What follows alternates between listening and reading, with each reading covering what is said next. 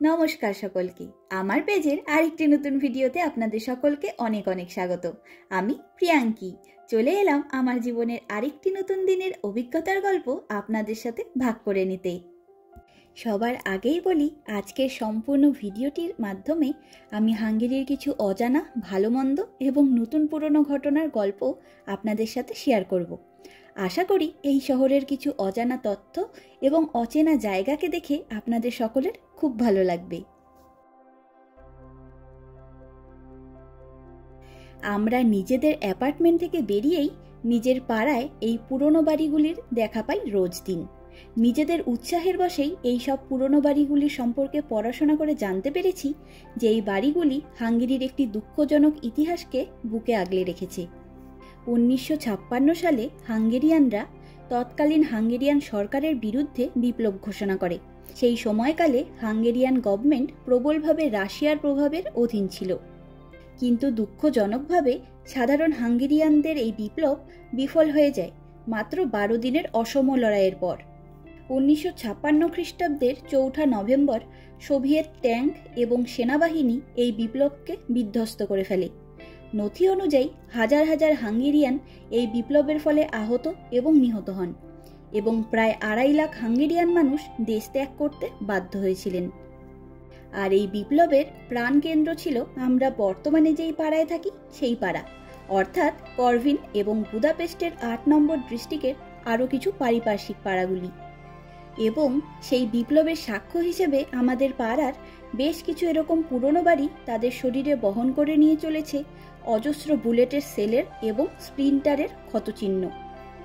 আমাদের পাড়াটিকে আক্ষরিক অর্থেই একটি রিয়েল লাইফ মিউজিয়াম বলা চলে এবং সত্যি কথা বলতে আমরা ভীষণ গর্ববোধ করি আমাদের জীবনের কিছুটা সময় এই ঐতিহাসিক পাড়ার বাসিন্দা হিসেবে কাটাতে পারছি বলে।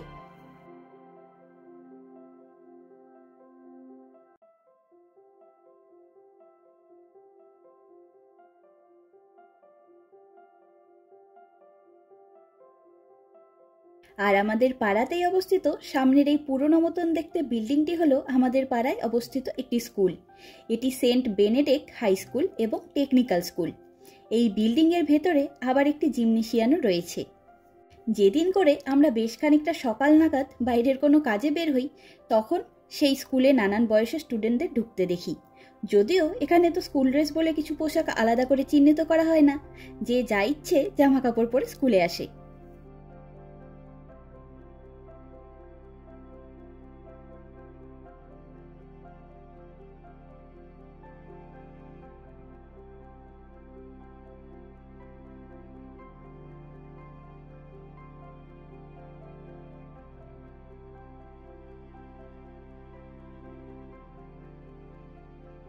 আর এই স্কুলের সামনেই রয়েছে এই মূর্তিগুলি।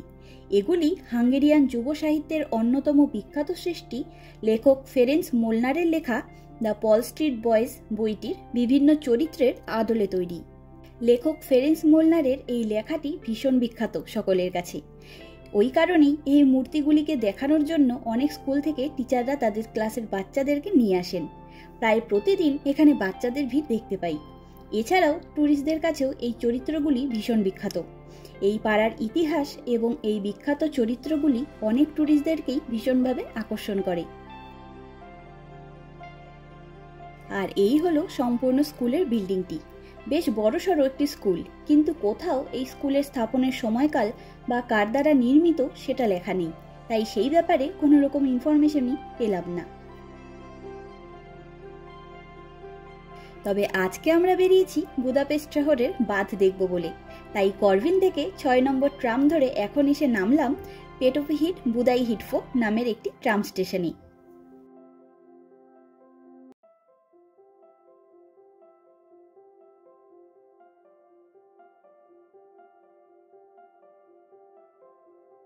আর সেখান থেকে 5 মিনিটের মতন হাঁটা পথ পার করে আমরা এলাম এই জায়গার বাস স্ট্যান্ডে। আর সেই বাস স্ট্যান্ড থেকেই 107 নম্বর বাস ধরে আমরা এসে পৌঁছালাম ইনফো পার্ক নামের একটি বাস স্ট্যান্ডে। এই রাস্তার উপর দিয়ে চলে গেছে রাকোৎজি ব্রিজ। বুদাপেস্ট শহরের মধ্যে অবস্থিত সব ব্রিজগুলির নিচটা এরকম দেখতে।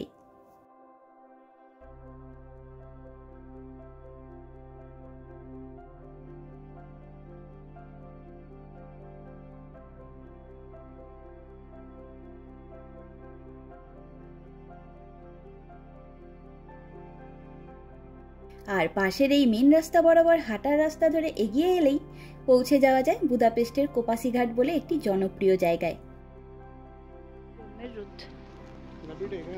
ওই তো সামনে গোলটা, আমার মনে আছে, ওখানে অনেকগুলো তো ল্যাভেন্ডারের গাছ ফুল চলে এসছে।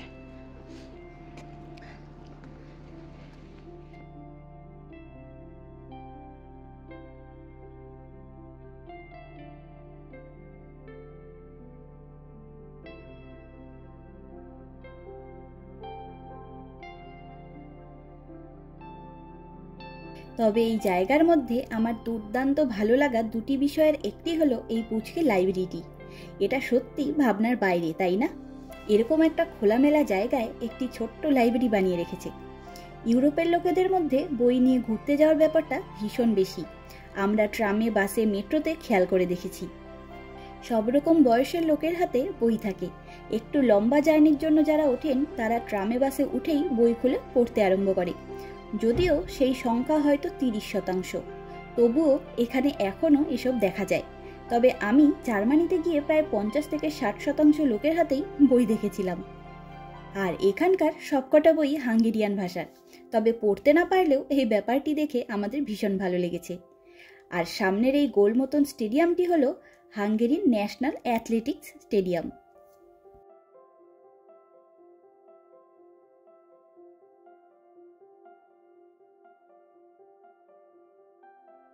তবে এখানকার চারিদিকের অপূর্ব সবুজে ভরা পরিবেশ দেখতে দেখতে আপনাদেরকে এই জায়গা সম্পর্কে কিছু তথ্য জানিয়ে ফেলি। এই জায়গাটির নাম কোপাসি ঘাট।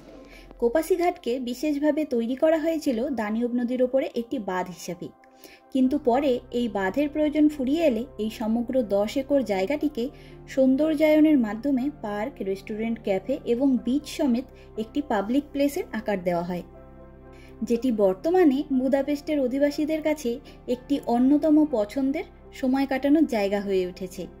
সত্যি বলতে এই জায়গাটিকে এত সুন্দর করে সাজানো হয়েছে যে একে দেখে বোঝার জো নেই যে এটা আলাদা করে পার্ক বা কোনো দর্শনীয় স্থান নয়। সম্পূর্ণ জায়গা জুড়ে নদীর ধার বরাবর রয়েছে এই কাঠের ঝুলন্ত রাস্তা, আর এই রাস্তার দুদিক জুড়ে এক প্রকার বাঁশ গাছের ভিড় যেন এই সম্পূর্ণ জায়গাটির শোভা আরও বেশি বাড়িয়ে তুলেছে। আমার তো এই ঝুলন্ত রাস্তা দিয়ে হেঁটে যেতে বেশ ভালো লাগে, আর বিশেষ করে যখন এই রাস্তায় অন্ধকার হয়ে আসে দুধারের বাঁশ গাছগুলির জন্য, সেই জায়গাগুলি আমার আরো বেশি করে ভালো লাগে।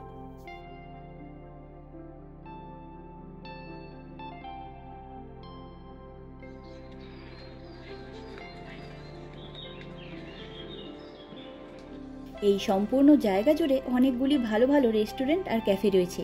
তবে এদিকটায় যেহেতু ট্যুরিস্টদের ভিড় হয় না, তাই লোকাল লোকেদের নানা অনুষ্ঠানগুলির জন্য এই জায়গাটি বিশেষভাবে ব্যবহার হয়। যেমন আমরা একটা রেস্টুরেন্টে দেখলাম 1 বছরের একটি বাচ্চার বার্থডে সেলিব্রেশন হচ্ছে। মোটামুটি 15 থেকে 20 জন লোক একটি বড় টেবিলের চারিদিক ঘিরে বসে বাচ্চাটিকে নিয়ে বেশ সুন্দর সুন্দর ফটোশ্যুট করছেন, এবং বেলুনের নানা রকম ডেকোরেশনও করা হয়েছে সেখানে। আর এদিকের যে কোনো অনুষ্ঠানে তো খাবার টেবিলের সাজসজ্জাগুলি হয় সত্যি দেখার মতন। যদিও সেদিকে চোখ ঘোরাতে একটু লজ্জাই লাগে, তবু হুট করে দেখেই নিয়েছি। আর একদিকে খেয়াল করে দেখলাম একটি ওয়েডিং পার্টির ডেকোরেশন চলছে, আর সেখানে একটি গাড়িকেও ঘিয়া রঙের ফুল দিয়ে সাজিয়ে রেখেছে দেখলাম। এদিককার লোকজন নিজেদের পার্সোনাল স্পেসটাকে ভীষণ ভালোবাসেন, তাই সেদিকে আলাদা করে আর ভিডিও তুলিনি।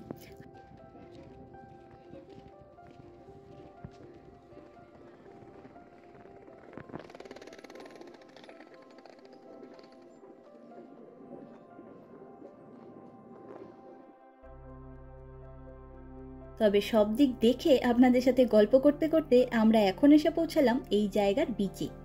আমার এই জায়গাটিকে ভালো লাগার প্রধান কারণ হলো এটা, একমাত্র এই জায়গায় এসেই দানিউব নদীকে খুব কাছে এবং সহজভাবে পাওয়া যায়।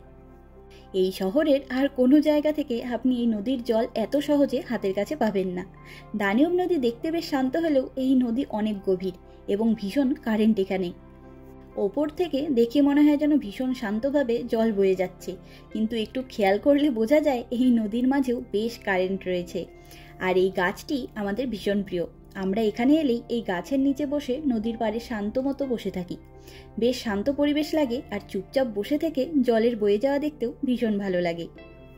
এদিককার জলগুলো বেশ পরিষ্কার আর শান্ত, তবে স্পিড বোটগুলি যাওয়া আসা করবার সময় এই ছোট বিচেও অল্প অল্প ঢেউ খেলে ওঠে। জলের এই কলকল করে বয়ে যাওয়া শব্দ যে কতদিন পর শুনলাম।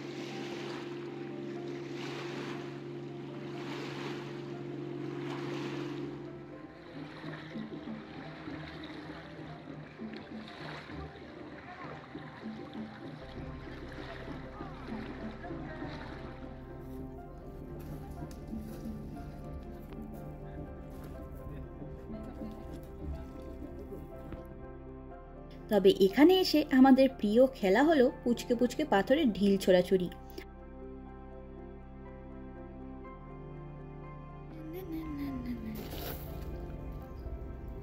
তিনটে। আর সামনের এই হাঁসগুলিকে দেখুন, কি সুন্দর দেখতে। তবে এদেরকে খাবার দিলে আপনি অনেকক্ষণ ওনাদের পাত্তা পাবেন, নাইলে মুখ ঘুরিয়ে চলে যাবে।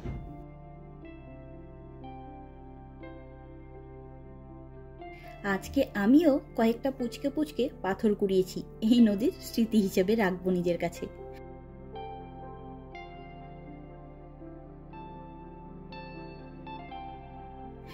আমরাও বিচের ওখান থেকে বেরিয়ে এলাম বাইরে বেরোবো বলে।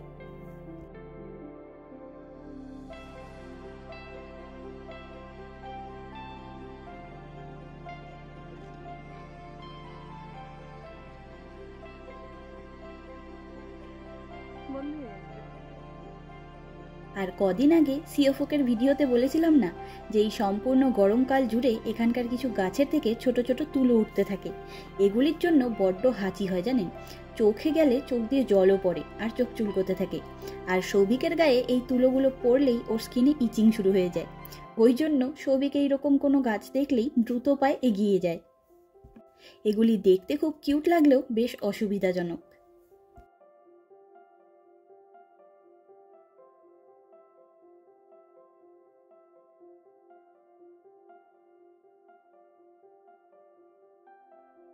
তবে দুদিকের গাছে ঘেরা এই ঝুলন্ত রাস্তা কিংবা ব্রিজটা কিন্তু সত্যি অসাধারণ সুন্দর, তাই না? গরমের মধ্যেও এই জায়গাগুলি সত্যি অপূর্ব ঠান্ডা অনুভূতি দেয়।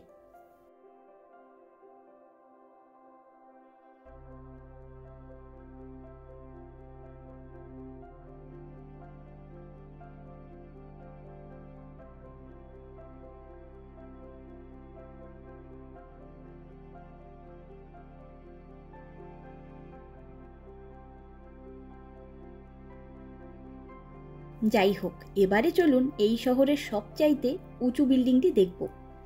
এই কোপাসি ঘাটের ঢোকার জায়গার পাশেই বেশ কিছু ল্যাভেন্ডার গাছের দেখা পেয়েছিলাম সেদিন।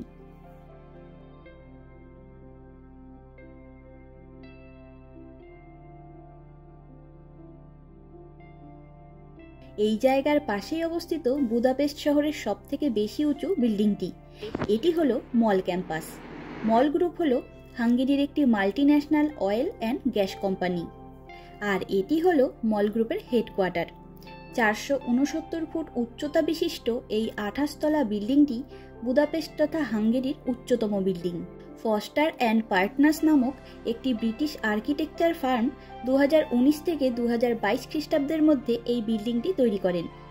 বুদাপেস্টের ট্রেডিশনাল শিল্প নৈপুণ্যে ভরা এবং অতুলনীয় আর্কিটেকচারের নিদর্শনরূপী বিভিন্ন ঐতিহাসিক বিল্ডিংয়ের মাঝে হঠাৎ দাঁড়িয়ে পড়া এই অত্যাধুনিক বিল্ডিংটি অনেক বুদাপেস্টবাসীর কাছেই খুব একটা পছন্দের ব্যাপার নয়। এখনও অবধি অনেক বুদাপেস্টবাসীকেই এই বিল্ডিংটির ব্যাপারে জিজ্ঞাসা করা হলে তারা নাক সিটকন। আসলে ইউরোপের বিভিন্ন ঐতিহাসিক শহরের মতোই বুদাপেস্টেরও অধিকাংশ মানুষই আর্কিটেকচারের দিক দিয়ে আধুনিকতার বদলে ট্রেডিশনাল শিল্প নৈপুণ্যতাকেই বেশি পছন্দ করেন। সত্যি কথা বলতে সম্পূর্ণ শহরের মধ্যে একে দেখতে লাগেও বড্ড বেমানান। আজকের দিনটি আপনাদের সাথে নিজেদের নানা রকম অভিজ্ঞতা ভাগ করে নিতে পেরে খুব ভালো লাগলো। তবে এই ভিডিওটির মাধ্যমে হাঙ্গেরির অজানা অচেনা কিছু জিনিস জানতে এবং চিনতে পেরে আপনাদের কেমন লাগলো অবশ্যই জানাবেন। চলুন আজ তবে গল্পের ঝুড়ি গুছিয়ে নিই। দেখা হবে, গল্প হবে পরের একটি ভিডিওতে খুব তাড়াতাড়ি। আমার ভিডিওগুলি ভালো লাগলে আমার এই চ্যানেলটিকে সাবস্ক্রাইব করে আমার পাশে থাকার অনুরোধ রইল। আর আমার এই ভিডিওটি কেমন লাগলো লাইক কমেন্ট করে জানাবেন। সকলে ভালো থাকবেন, সুস্থ থাকবেন, আনন্দে থাকবেন।